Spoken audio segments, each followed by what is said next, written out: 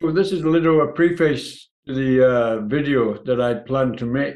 The video that I planned was a complete lesson with a student showing her the way that I conducted a lesson and the material I used. And unfortunately, as you will see if you're watching this, then the lesson went wrong quite quickly after it started, and consequently, we had to abandon the lesson, but I've still gone through the material that I put together for the lesson, and it will be of particular interest to anybody that's thinking about maybe taking up teaching online um, for whatever reason. So if you are interested in that, I'm sure it will be that you will enjoy this video. So with that, let's go on.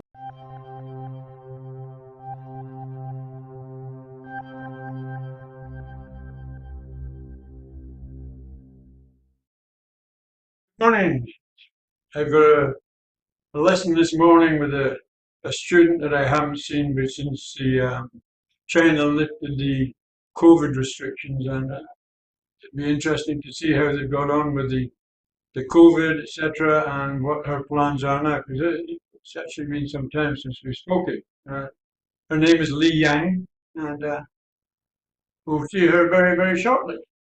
I've put together excuse me, I put together a lesson this morning, which is mainly about vocabulary actually, and then a few other small exercises, but it's primarily vocabulary. So I'm planning out the lesson to have a general discussion with her first about what she's been doing, what her plans are, how things are with her now in China, how her family are, etc. Get a general conversation going. It's good for getting them talking again, and then maybe the last half of the lesson or so, then we'll go into the, the, the exercises that I've put together. So we'll see how that goes. Good morning. Good morning, Sandy. You can see me? Yes, I can see you. Oh, good. I can see Is you it? too. You're looking very good. Yeah, thank you. We just spent the spring holiday, and so I like to take maybe the last uh lessons with you before the labor. Okay. The I haven't seen you for some time. Yeah. Uh, yeah. Maybe 2 months. 2 months Something ago, right? something like that. Yeah. So how are you? So how are you? Fine, fine. Just tied up with a busy project, and also spend some time to taking the uh to take myself to do some hospital check for the pregnancy. Yeah. Yeah, And how's the pregnancy going? Okay. yeah, quite good, quite good. I feel good. Uh, except uh unless only I only got some sleep issues, but everything is going well. Okay. Have you, and what about COVID? How is that? Whereabouts are you now? Ah, yes, yeah. We all of us got COVID. I was got COVID at the early December, Mm, but and then got the recovery in 2 weeks. mm. Both my husband and me, and also my parents-in-law, and also my parents, all of them got COVID Okay. quickly in a short time. It's keep maybe the whole December the Uh, COVID spread uh China quickly. very In quickly, China. yeah. Yeah. Excuse me. Yeah, I've been following the news on various channels, etc., watching China very closely because obviously a lot of my students are Chinese, so I get very concerned, wondering how they are, you know. But nearly, in fact, everyone's had COVID. Everyone's had COVID now, you know. It's Yeah, um, correct. and some have were quite very poorly. Some were very poorly for 2 or 3 weeks actually, and they had a lot of problems. They had like diarrhea, and it took them some time to get over the problem. How about you? Was it severe when you got it? I wasn't too severe. I just got a got some symptom like the cold. Yeah, got cold.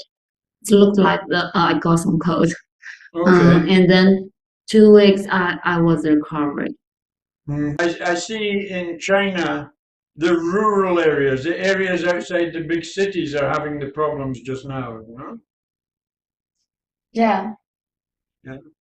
correct. Uh, uh, as the government decided to open open the to adopt the open policy, so there wasn't a zero policy again, and everything was open. Just so we got the COVID quickly. Actually, I was staying at home for 2 weeks until I got the COVID. So I had no idea how can I get that. But because as it spread, it was spread so quickly. I think no one can Yeah. can uh, keep themselves outside of this Yeah. storm. No one could avoid it really, huh? Yes, no one could avoid it. Yeah, it's good. So, when is the baby due? Yeah, I think it it's fine. And I was doing some. I was doing keep doing some hospital check to say ha to say everything is okay. Mm. Have they done the ultrasound or ultrasonic where they look at the baby inside? Yes, the Yeah, ultrasonic. yeah. And tell me, do you know if it's a boy or a girl?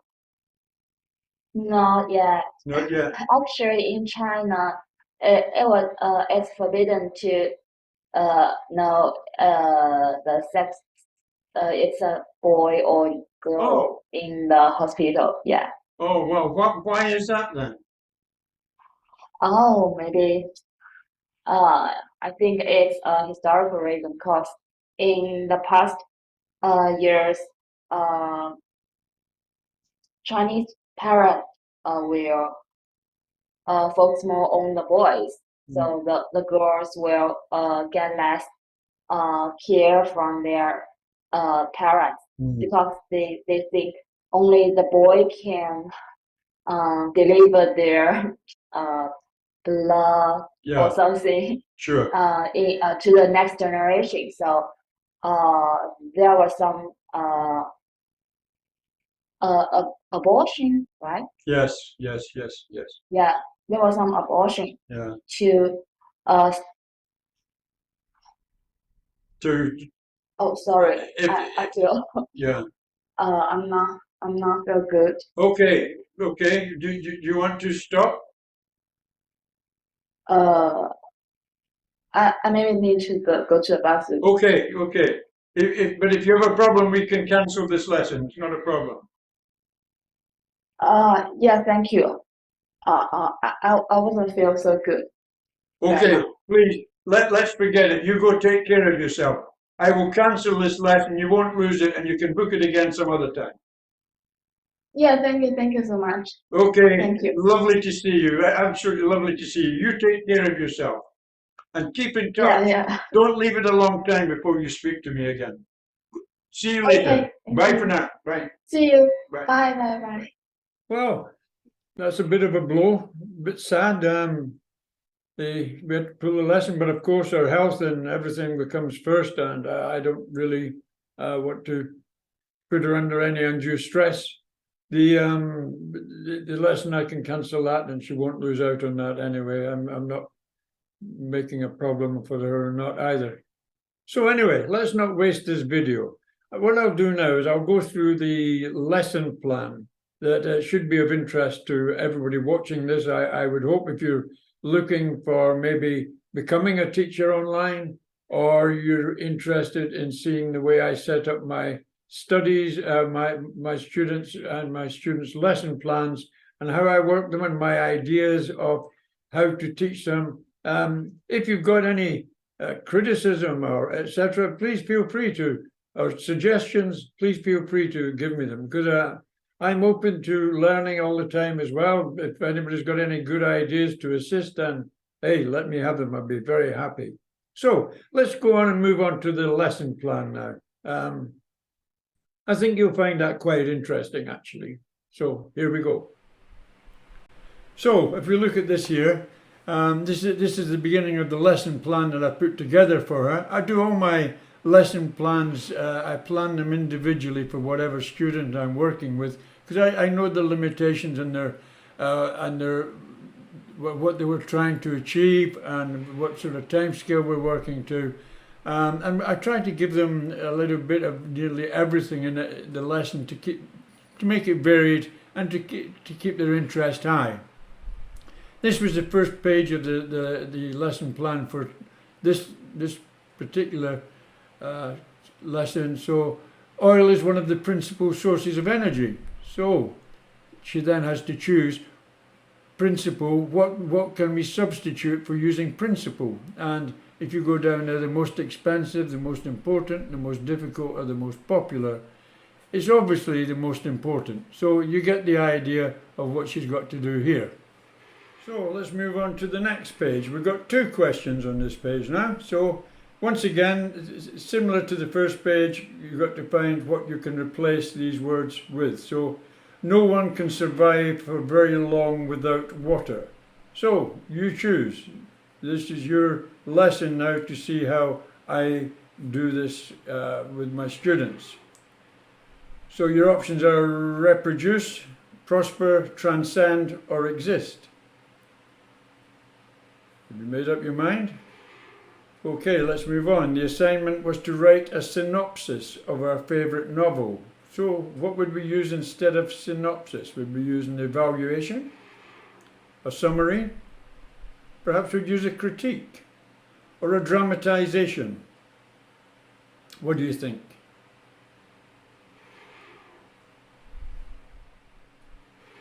So let's move on. We're still doing the same thing here. It is futile to go shopping when you don't have any money. Is it futile? Is it useless? Is it brilliant? Is it idiotic? Is it challenging? You decide. The actress had to raise her voice in order to be audible in the balcony. Well, so audible, musical perhaps, dramatic, heard, or appreciated. What do you think? Dictators do not tolerate opposition of any kind. Tolerate, is that understand? Is it permit? Is it justify? Or is it to execute? Earthquakes occur frequently in parts of California. Frequently, instantly, annually, spontaneously, or often. You choose. We're on to the final part of this type of question. So the Reverend Dr. Martin Luther King fought to put an end to racial segregation in the United States. Segregation, is that the integration, or are they talking about education? Separation maybe, or torture? What did he want to put an end to? The number of illiterate young people in our country continues to rise. Illiterate, unable to read and write, without children, sports participants, or wealthy. Okay. A familiar adage says that the early bird gets the worm. What's an adage then? Is it a proverb? Is it a lady? Is it a gentleman? Or maybe it's a book. What's an adage? Since his wound was superficial, only a small bandage was required. A superficial wound. Is it a frivolous wound? Is it on the surface? Is it deep? Or is it supercilious? You choose. Got another page of these to go. So a television ad shows a busy baker with a new computer that the advertiser claims will help him make dough. Wow, make dough. So, what does dough mean? Is it a baking mixture? Is it more customers? Is it money? Or is it bread? So, what would you say there? Interesting, that one, isn't it? You know, that's another one that you could get into a little bit of a conversation about, actually, because doughs are often used as terminology for money as well as for bread. The main road will be closed until the blizzard ends. Blizzard, a snowstorm, a hurricane, a tornado, or a thunderstorm? Which is it? At every faculty meeting, Miss Volatile always manages to put her foot in her mouth. Put her foot in her mouth. Now then, that's a bit of an idiom there. So what is it? What do we actually mean by that? Trip over her big feet? Maybe. Say the wrong thing? Perhaps. Or move rapidly? Maybe. Which is it? Tennis wear has become a very lucrative business for both manufacturers and tennis stars. Lucrative. Illegal. Is it illegal? Circumstantial. Maybe. Expansive? Well, there's a lot of it. Or profitable. What's the answer? What substitute for lucrative?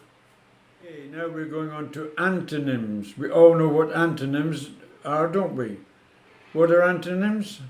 They're the opposite of the word that we're looking at. So antonyms are the opposite. So I ate lunch with a most convivial group of my friends. So what's the opposite of convivial? What do you think? Is it lively, large, unsociable, or old? What do you think?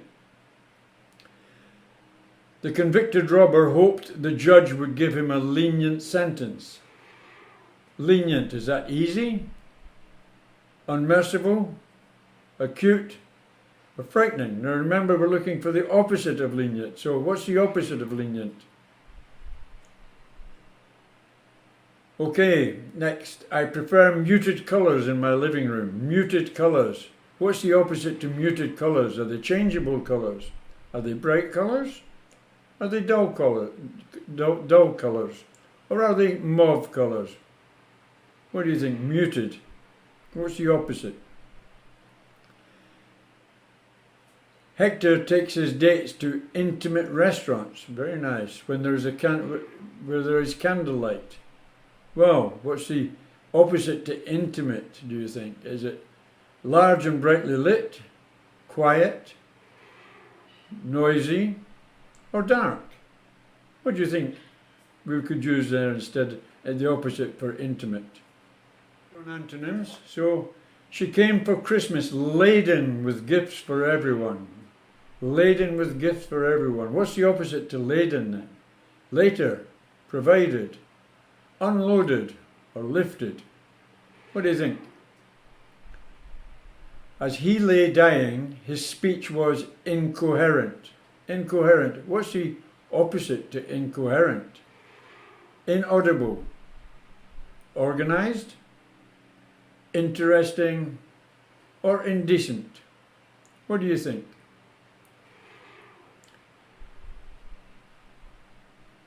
She had a cozy little apartment in Boston. What's the opposite to cozy? Uncomfortable, dirty, lazy, or warm? What would be the opposite, do you think, to cozy here? Just as a matter of interest while we're discussing this, you know, when I'm doing this with the actual students themselves, I may get them to answer the question, the replacement, but then I'll also ask them about the other words that have been suggested, particularly when they're slightly more complex vocabulary. I'll ask them what they think that is, or can they explain that also. So, last one. If you want to make a good impression on my father, you will have to be less unkempt. Unkempt. That's a little bit difficult for many people to pronounce. Unkempt. That you are now. What's the opposite to unkempt, do you think? Is it discreet? Is it uncanny? Is it literate? Or is it neat? You decide. Okay, this time we're looking for synonyms. And synonyms are? Tell me, synonyms are? Synonyms are words that are similar to the word that we're looking for. That mean virtually the same. So before you can take calculus, you need more than a rudimentary knowledge of algebra. So what does rudimentary mean, and what can it be replaced with? Can it be replaced with rude, thorough, elementary, or superficial? Okay. The spacecraft orbited the Earth many times. I'm sure you have no problem with that one. You choose. You read them out. Okay, the augmentation in the population has created a fuel shortage. The augmentation in the population has created a fuel shortage. So, what can we replace augmentation with? Augury, increase, demand, necessity. Which one do you think? Dick met Jane at a secluded rendezvous overlooking the avenue. So, rendezvous. Rendezvous. Okay. What's the same as a rendezvous? Is it a restaurant? Is it a park? Is it a meeting place? Or is it a picnic ground? What is it? Carrying on with synonyms. Detective Smith used various means to elicit a confession from the murderer. He wanted to elicit a confession from the murderer. So what word can we use as a replacement for elicit? So that he means to make a confession, to force a confession, to frame a confession, or to draw out a confession. What would you say it is there? Dauntless men and women crossed America in covered wagons. Dauntless. A very good word, dauntless. What can we replace it with? Foreign, fearless, adventurous, or penniless? What do you think? It seems inevitable that the world will end from natural causes. Inevitable. It seems inevitable. What are we going to use instead of inevitable, do you think? Invariable, maybe. Unavoidable, perhaps. Impressionable? What do you think? Inestimable. What do you think? Okay, final one. The pilot miraculously survived the crash unscathed. He survived unscathed, so unsurprised, unhurt, unhappy, or undeterred. Good. So now we move on to something a little bit different, where we can generate some conversation and some discussion about something that might be of interest. It might not be of interest, but it's something that we can discuss, and I can encourage her to use more vocabulary, and I can introduce her to more vocabulary. So what I was going to ask her, what is your astrological sign? Do the Chinese use astrological signs? What do they think about astrological signs?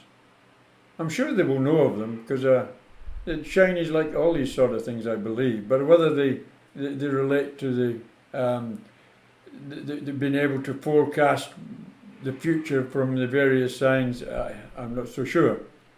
But that would be the way the conversation would go, choosing from identifying their astrological sign, I see if they knew it, and what the symbol for it was. and that would have been quite a good discussion there. Now a question that they might enjoy, because we're talking about where's the next place on your travel bucket list and why. What's your travel bucket list? Where do you want to go? Where's the next place you want to go when you get an opportunity? And why do you want to go there? Another question that can get good conversation going, which is very important to try to do during these lessons. Similar here. What was your favourite age when you were growing up? Can you remember what your favourite age was when you were growing up? If you can, please put it in the comments below, and I'd be very interested to know how it works out. I don't really know when mine would have been. I think maybe in my early teens, when I was playing a lot of sport and I was enjoying myself, and I was starting to look towards the future also. So I think that was probably my favourite age that I can remember anyway. So what was yours? But once again, it would generate a good conversation between us. Now, this may seem a pretty easy exercise here, but you know, it's one of the areas that a lot of students have problems with, is simple grammar and getting tenses or whatever else not quite right, and it can let them down badly if they're taking a test, and it can also make them sound a little bit not so good in relation if they're using it in conversation also. So it's important to try and make sure that they're aware of the differences in the words that they should use, conjunctions, etc., in the conversations themselves. So these are fairly easy. As you can see, I won't make the effort of going through them with you, but you've read through them, I hope, and you see that what I'm trying to say. It's a useful exercise. I often find it a useful exercise. You will also note today that when I asked Li Ying questions about when the baby was due, and something else about the COVID in the rural areas, I think she did struggle to understand the question, and this is another area that really takes a lot of work. Normally I would point it out and I would go back and ask the question again, but I didn't today, and that was mainly because of what actually happened as we were going along. So she's still at the stage, I would say, where she's not thinking 100% in English, obviously, and she doesn't understand everything that's being said, but she's coming along, and it would take some time. It's not a very fast process developing English. Now, I would say that Li Ying's English level is probably, I would say, maybe A2 to B1, somewhere in there. Now, going from A2 to B1 is a big step, actually, as is going from B1 to B2. A lot of people, I find, that you talk to them about their levels, they think because maybe they've been learning English for a year or so, that they must be somewhere in the middle of the learning aspect for the language. But more than often, that's not true. They haven't really developed very far, even up the very basic scale, the elementary scale of the A1, A2. They're still down there, and they're working on it. And that's really because a lot of them are trying to work on their own, and they got no development program. They don't know how to do it properly, and that slows them down a bit too. But a lot of people achieve it on their own, and they do very well. I've been very surprised by some of my students that have self-taught themselves English and went on and speak very, very fluently. So there you go, it can be done. Another very similar exercise here, same idea, just to get them to use the grammar properly. So not much to be said about that. So let's move on from there. So moving on now to phrasal verbs. these are a very important aspect of speaking English fluently, and an area that teachers like myself concentrate on, trying to make them use phrasal verbs and make them very much aware of how to use them. Phrasal verbs, and the other one is idioms. Idioms is also very, very important for them to speak naturally and fluently in English. Although you would think using idioms, which don't really make sense in the literal way that you'd expect, but they are important because they'll hear a lot of people using them, and unless they're aware of them, then they won't understand what the conversation's about. So that's why idioms are also very important when trying to move them up the language scale to higher levels. So this exercise is to get them to pick out the correct phrasal verb to complete the sentences on the way down here. So it's a case of looking at them and then searching the verbs, the phrasal verbs to put in there. So easy done, but it takes time, and it can take them. This particular part of the lesson, I've only done one page here because it can take some time just to go through this one page of the lesson. So that's why we take our time here. Now this is another very interesting exercise actually, and it really tests them on their vocabulary to see if they can complete this this short passage which talks about reality TV, and see if they can using the words in brackets, adapt them to fill in and make sense as we go through. So I'll go through this with you because it's an interesting one, and for those that maybe are students looking on to see what we're talking about, or people that are thinking about coming into the teaching profession, you'll get some good ideas, I hope, from what I'm going through now. So let's go through this. You can make a career from being on reality TV. Some of these television programs will pay you to appear in their shows. Others will reward the winner in some way. How successful you are depends on how good your performance is, because, after all, these shows are all about entertainment. Other opportunities include being asked to make an appearance on other television programs. So that's the first paragraph. Now we move on to the disadvantages.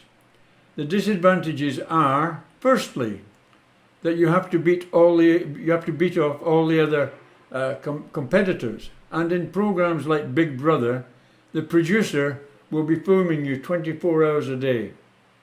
At some stage of the program, you're bound to say or do something you may not be particularly proud of when you later come out of that.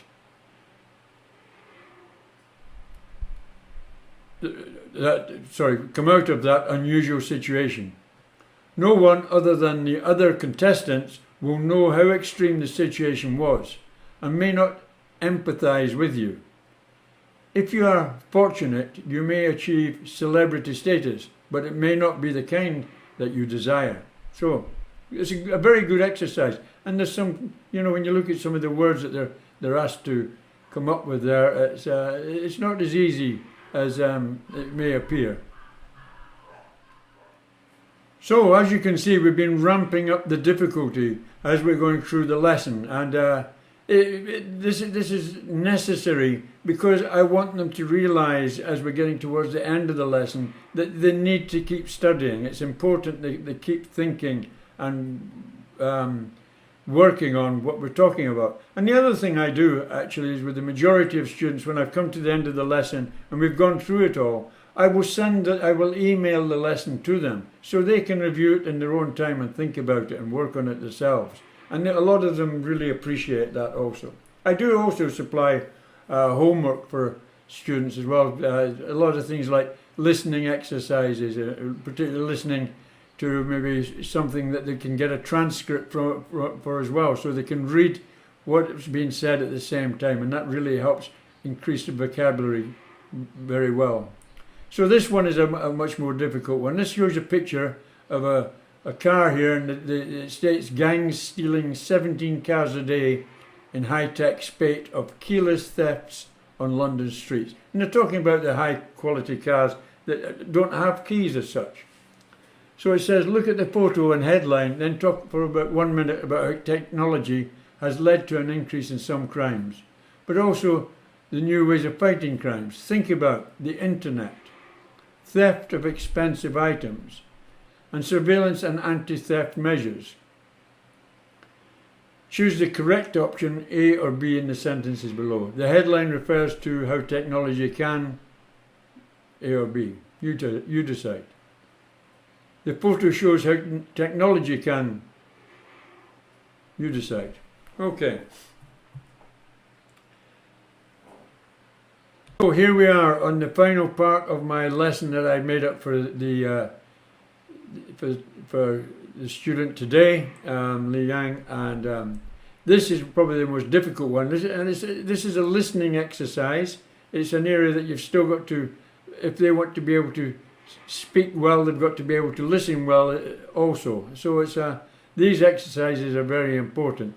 But what we do here is we give them, or I give them, the words that I'm looking for them to watch out for in the listening exercise, and then tell me afterwards if all the things has been covered, and is there anything that hasn't been covered in the audio for this. So I'll let you listen to the audio now.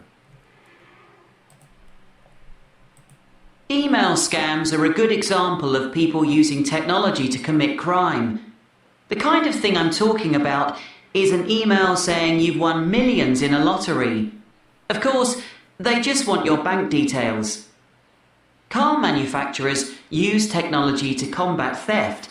So, for instance, cars are much harder to steal these days.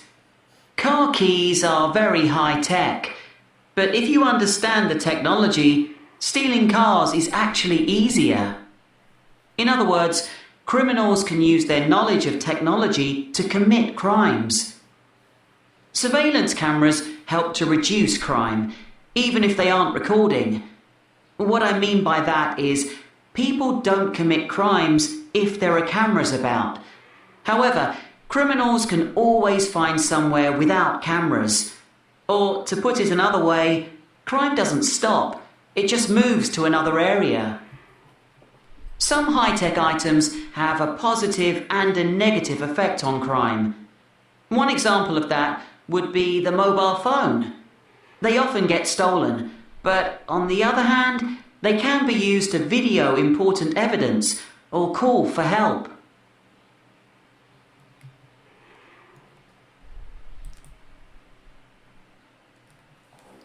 So you've had a chance to listen to that, and you can see what what we're actually looking for from the students themselves, and that completes the lesson that I'd given her today during the time that she was online.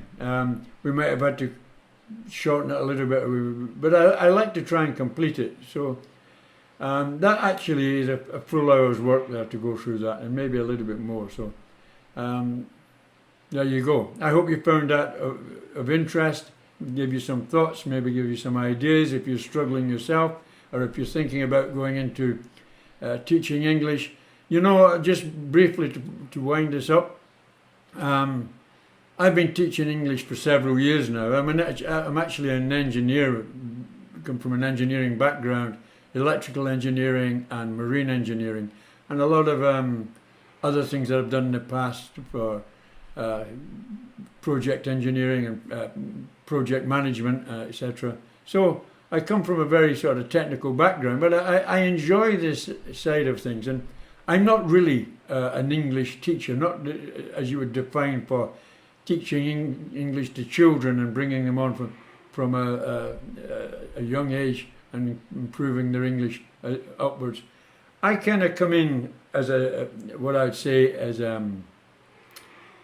more of a mentor, actually, because with my students I try to find out what they're trying to achieve, and I will find out where they are in their level of achievement and know how to push them and progress them in the way that they need to go if they want to reach their goals and ambitions. And that's what I do. And I think a lot of maybe older people like myself who come into the teaching, you don't think that because you haven't got a teaching degree from university that you're not going to be able to help people, because maybe with your experience and your life experience to date, you can be very useful and can